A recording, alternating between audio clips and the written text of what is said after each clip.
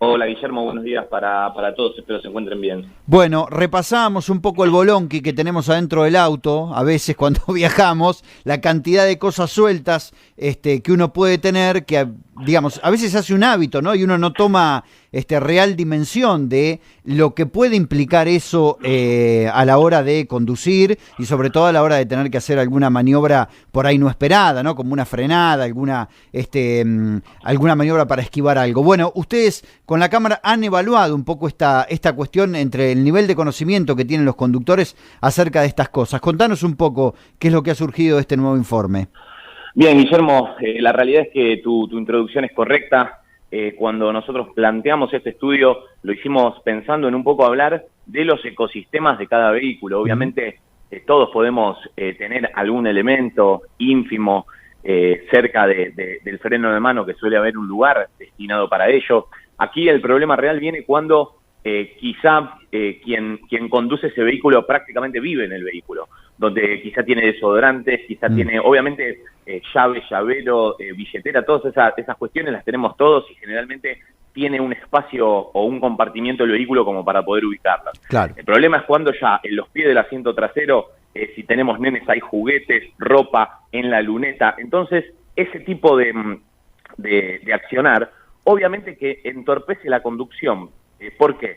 Primero voy a hablar del extremo legal, que es lo que cubre, digamos, lo que contempla la Ley Nacional de Tránsito en su artículo 48. Establece que no se deben llevar objetos sueltos en la luneta que obstaculicen la visión trasera del que tiene el conductor mediante el espejo retrovisor central. Ese es el único caso en donde, si un agente de constatación me detiene, podría llegar a labrarme una infracción. Bien. ¿Esto qué significa? Que si yo, cuando salgo de mi casa a la mañana y me subo al auto, dejo en la butaca del acompañante mi billetera, mis anteojos, mi teléfono celular y mis llaves, eso no es una conducta infraccionable, no configura infracción de tránsito, tan simple como que no está tipificado, no está previsto en la norma de tránsito. Pero este último ejemplo que acabo de dar no es que genera facilidades para conducir. Por más de que no sea una infracción, tener las cosas sueltas ahí y con una maniobra imprevista, como comentabas, seguramente va a hacer que por un acto reflejo ese conductor tienda a tratar de atajar lo que se le está por caer en el asiento del acompañante. Entonces ahí es donde tiene una dispersión de la atención cognitiva, por lo menos durante uno o dos segundos, y obviamente una limitación física porque dejó de tener una mano en el volante. Entonces ahí vemos un claro ejemplo de cómo algo que quizá tenemos internalizado y que todos los días hacemos puede realmente ser un antes y un después, ser esos 2 segundos que hacen la diferencia y protagonizar un siniestro. Claro, claro.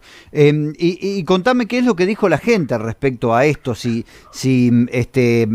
tiene el hábito o si, digamos, ve la peligrosidad, el riesgo de llevar todo este tipo de cosas adentro del vehículo, como hacemos habitualmente. Bien, en nuestra encuesta, cuando le consultamos a la gente si se representaba un riesgo llevar objetos sueltos, el 66%, es decir, casi 7 de cada 10 encuestados, nos dijeron que en mayor o menor medida consideraban que era un comportamiento peligroso. Quizá el dato de color vino cuando aislamos las edades de esa gente que nos respondió, de ese 66%. ¿Por qué? Porque los menores de 30 años descendieron ese 66% por debajo del 60%, mientras que los mayores adultos, ese 66%, lo llevaron por encima de un 80%. Entonces vemos 2 franjas etarias, 2 polos bien opuestos, en donde los más jóvenes no tienen la conciencia necesaria sobre llevar objetos sueltos, mientras que los mayores adultos tienen mucho más representado el peligro que esto significa. Claro. Bueno, además de llevar objetos, habitualmente en un auto uno puede llevar personas, ¿no? Y ahí hay habitualmente hay algún acompañante, sobre todo cuando se hace un viaje, donde el acompañante también tiene un rol relevante, digamos, en tanto y en cuanto te ayuda al conductor a por ahí prever algún riesgo sobre la ruta o alguna cuestión. Eso también han evaluado en este informe. Contán un poco qué han encontrado.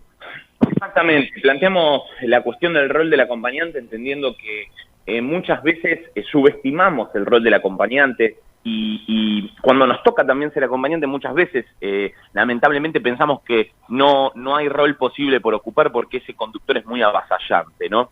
Acá lo importante es, en líneas generales, que el copiloto, el acompañante, intente absorber todas las cuestiones distractorias que pueda llegar a tener el conductor. Llámese pilotar el GPS, manejar la radio, obviamente prestar mayor atención a la cartelería vertical que se puede encontrar al costado de las rutas o autopistas. Entonces ahí nosotros vamos a ver cómo el conductor, estando plenamente abocado a la conducción, va a minimizar considerablemente los riesgos de siniestro.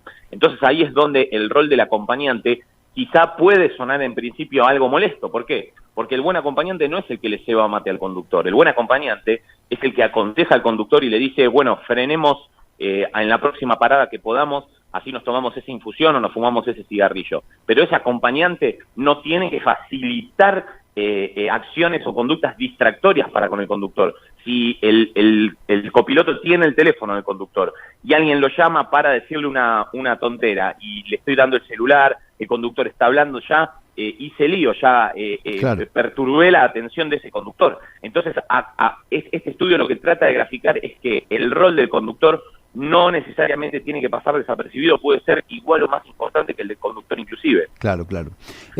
Facundo, vos sabés que el otro día me llegó un caso de un conocido en el que, esto te lo pregunto por afuera y tal vez quede como pendiente para una próxima comunicación. El conocido le pasó lo siguiente, venía conduciendo con un cigarrillo encendido y en un momento mira el cigarrillo y ve que no tenía la punta encendida.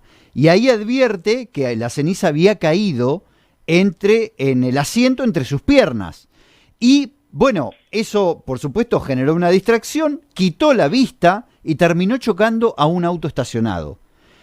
Menos mal que fue un auto estacionado. Podría haber sido una tragedia si hubiera sido un ciclista, un peatón o incluso una motocicleta. Lo cierto es que fíjate vos, qué hábito muy frecuente entre los automovilistas fumadores, cómo genera un riesgo enorme, ¿no?, de alguien al vehículo con esa... ¿La legislación argentina tiene algún tipo de... ¿Está legislado esto en la legislación? ¿Tenés conocimiento sobre eso? Si no, lo dejamos como pregunta para una próxima. Sí, no, lamentablemente no está legislado. No hay ningún artículo en la parte sancionatoria de la ley nacional en donde taxativamente se diga que no se debe fumar. Lo que sí hay artículos que son quizá más amplios en su interpretación, digamos, que podrían llegar a encuadrar dentro del fumar, pero lamentablemente no se me ocurre y difícilmente en mi experiencia diría que un agente de tránsito se jugase a hacer una infracción por fumar. Claro. La realidad es que el ejemplo que vos me das es el mismo ejemplo que tenemos con el queridísimo Adrián Otero, ex cantante de Memphis La Blusera, que creo que hace unos 10 o 15 años, ya han pasado muchos años, protagonizó un siniestro de idénticas características. La única diferencia es que pobre Adrián venía en una traza de alta velocidad y cuando se empezó a quemar las piernas, perdió el control del auto, era ruta mano y contramano y choque frontal. Lamentablemente, obviamente hubo víctimas fatales dentro de las cuales se encontró Adrián, pero el ejemplo que vos das es el pan de cada día. Quien debe transitar por su trabajo, constantemente las rutas argentinas, debe tener este tipo de cuestiones en la cabeza, porque de igual manera que me puedo quemar con un cigarrillo, me puedo quemar con el agua hirviendo del mate. Sí, claro. Entonces, los efectos son muy similares, independientemente de la distracción propia del cebado, del bebido, digamos, que pasa a ser anecdótico cuando pasa algo con esos elementos que realmente me hacen perder el control absoluto del vehículo. Claro. Facundo, un enorme placer, como siempre. Gracias por el tiempo. Faltaba más, gracias a ustedes. Saludo grande. Facundo.